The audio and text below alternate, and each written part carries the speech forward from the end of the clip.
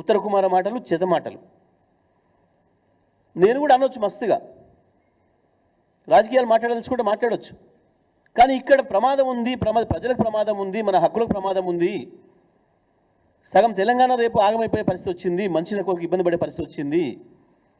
నీళ్లు ఉన్ననాడే చక్కగా ఇవ్వలేకపోతున్నారు. భగీరథ ద్వారా ఇవాళ గ్రామాలలో నీళ్లు లేవని చెప్పి రైతులు మొదలుపెట్టినారు. అప్పుడు ప్రజలు, మహిళలు కూడా బిందెలతో మళ్ళీ మొదలుపెట్టినారు. ఇవాళ ఒక్క మాటలు చెప్పాలంటే అన్యాయం ఎవరు చేసినారు తెలంగాణకనే విషయం జోలికి పోవాల్సుకుంటే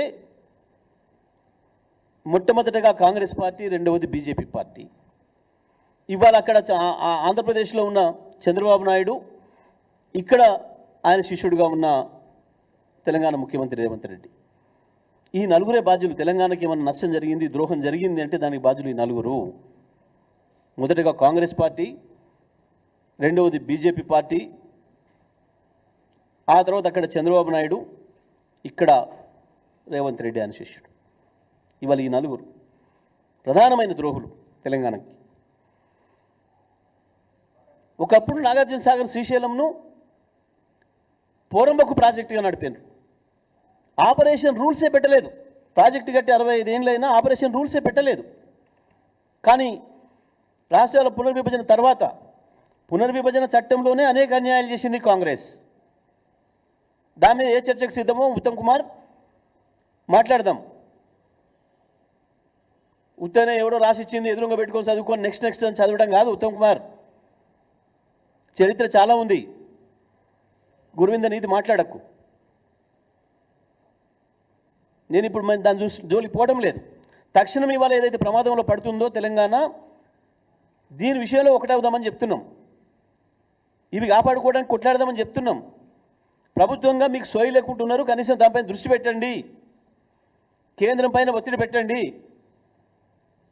ఇవాళ అది కేఆర్ఎంబి కేంద్రం చేతిలో లేకుండా పోయింది, చంద్రబాబు నాయుడు చేతుల్లోకి పోయి మళ్ళీ పోరంబొక్కు ప్రాజెక్టులు అయిపోయినాయి. శ్రీశైలం, నాగార్జున సాగర్లు ఇవాళ పంటకు చివరి నీళ్ళు ఇచ్చే అవకాశం లేకుండా పోతుంది. అడ్డగోలు ఖాళీ చేస్తున్నారు.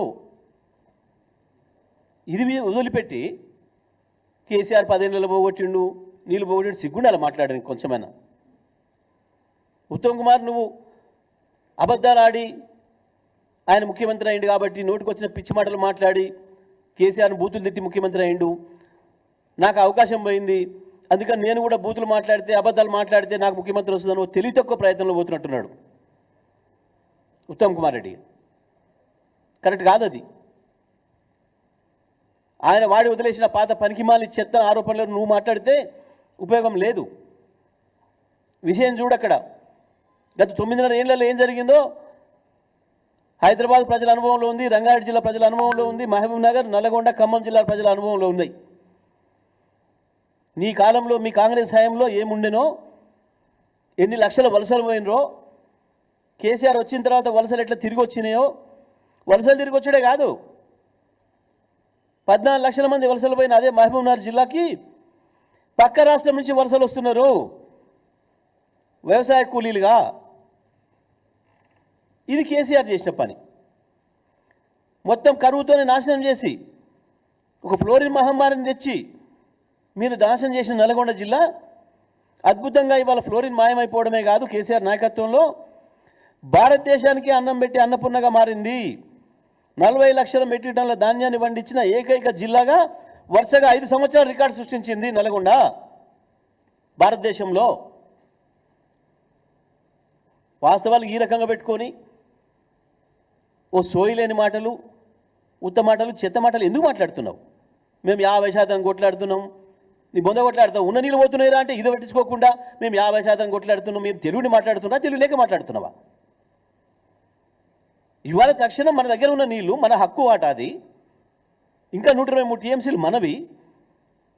మనం ఈ ఎండాకాలం అవసరం కొరకు హైదరాబాద్, రంగారెడ్డి, ఖమ్మం, నల్గొండ, వరంగల్ జిల్లాల అవసరాల కొరకు, మంచినీటి అవసరాల కొరకు మనం పెట్టుకున్న నీళ్ళు అవి. ఆ నీళ్ళని తీసుకుపోతుంటే గది మాట్లాడమంటే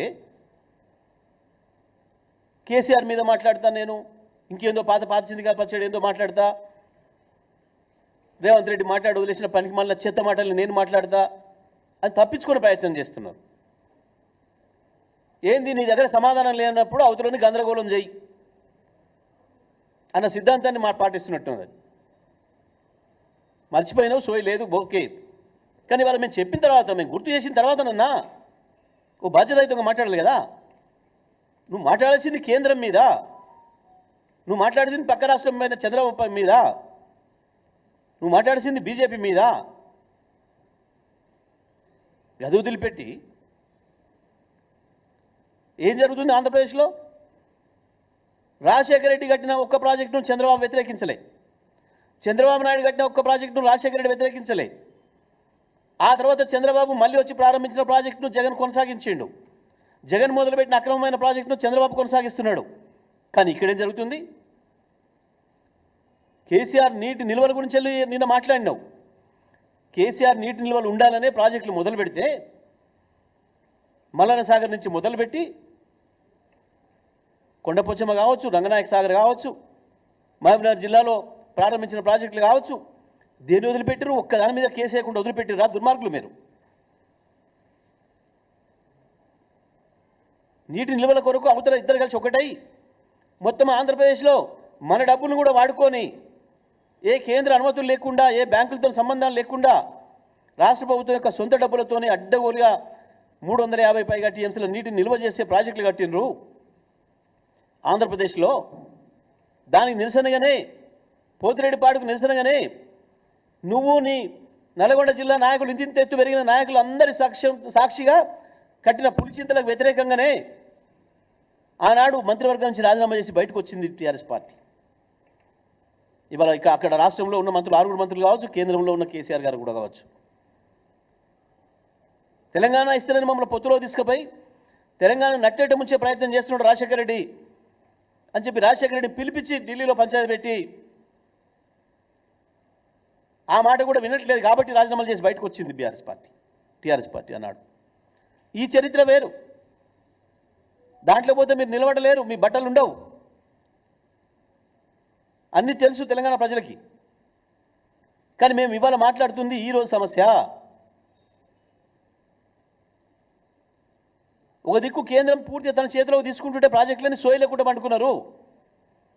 అవాళ కూడా మళ్ళీ కేసీఆర్ వచ్చి నల్గొండలో సభ పెట్టి గర్జిస్తేనే గవ్వాలు మాట్లాడి అసెంబ్లీలో తీర్మానం పెట్టించిండ్రు. సోయలేని మీ మంత్రులు, మీరు, మీ ముఖ్యమంత్రి నువ్వు.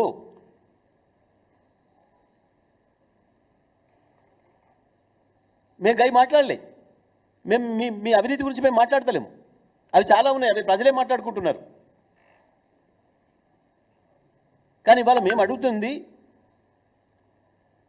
ఇవాళ ఉన్న నీళ్లు, మన నీళ్లు, ప్రస్తుతం ఉన్న నీళ్లు మీ కేఆర్ఎంబీ పెట్టింది, మీరు పెట్టింది, మీరు తెచ్చిన చట్టం ప్రకారమే రావాల్సిన నీళ్లు, మన మాటగా మనం భవిష్యత్ అవసరాలకు అక్కడ దాచిపెట్టుకున్న నీళ్లు శ్రీశైలంలో, సాగర్లో, అవి కూడా ఎత్తుకపోతున్నారు. నువ్వు చెప్పిన 300 వాటాలోనే ఎత్తుకపోతున్నారు. గది సోయి లేకుంటున్నావు. ఈ 5 జిల్లాలు ఇబ్బంది పడబోతున్నాయి మనుషులకు రేపు. ఇవాళ సాగునీళ్ళకు కూడా చివరి దాడి ఇస్తారా లేరా అన్న భయం ఉంది సాగర్ ఎడమకాలం రైతాంగంలో. అది మాట్లాడమంటే దానివైపు దృష్టి పెట్టమని సూచన చేస్తే, మాట్లాడాల్సింది కేంద్రం పైన, మాట్లాడాల్సింది చంద్రబాబు పైన. గది వదిలిపెట్టి బీజేపీని అనడానికి వణుకు పుడుతుంది. ఎందుకంటే నీ నాయకుడు ఆయన బీ టీం ఉన్నాడు కాబట్టి. చంద్రబాబుని అనడానికి వణుకు పుడుతుంది. ఎందుకు? చంద్రబాబు ద్వారా పైరవి చేసి ముఖ్యమంత్రి పదవి తెచ్చుకుందామని పైన. మోడీతో సఖ్యత కొరకు చంద్రబాబు దగ్గర లైన్ కడుతున్నారు మీ మంత్రులు.